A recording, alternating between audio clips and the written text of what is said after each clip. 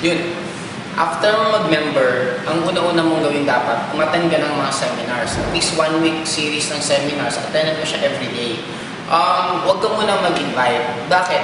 Kasi ang nagiging failure ng maraming networker on their first few days. Kasi ang ginagawa ng iba, after mag-join, nagre-recruit. Ang dilemma kasi pag nag-recruit ka automatic, what if may mga tanong na hindi mo kayang sagutin? And especially, ang dami kasi sa atin na ang concept ng networking is negative. Ang nagiging dilemma, kaya maraming ibang nag-quit on their first few days, kasi ang nangyayari nga, nag-recruit. Tinanong nung ni-recruit, automatic hindi niya masagot. Nung hindi niya masagot, magsasabi siya, ang hirap pala ng networking, kaya ayaw ko na lang mag-networking kasi ang hirap mag-recruit. Pero take note, kung naalala po natin, nag-aaral nga tayo ng elementary, high school, college. We spent more than 16 years sa pag-aaral na para lang kumita ng konti.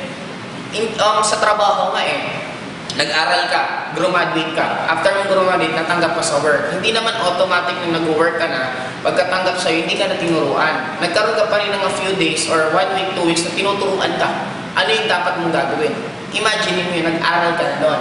Kaya sa networking, dapat ganun din ang gawin mo. Mas maganda, after mag-join, wag mo munang ikwento sa mga kaibigan kakilala mo. Ang gawin mo lang muna, pag-aralan mo ng business. The moment medyo marunong ka na, that's the time na pwede mo nang ikwento sa kanila. Or pag hindi mo talaga kayang pigilan ng sarili mo, kung meron kang ibang iimbitahan, mas maganda, wag ka munang mag-explain. Huwag yung sabihin networking, huwag sabihin may bayad. Automatic, invite mo lang sila, tapos magpa-assist ka na lang sa apply mo na para pwede kang maturuan kung ano dapat gagawin. Or pwede yung apply mo na mismo ang sasagot.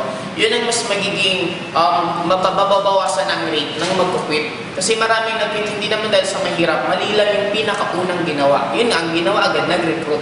Nang dapat mong gawin, attend ka muna ng seminar, pag-aralan mo yung business. Pag the moment marunong ka na, saka ka na mag-recruit.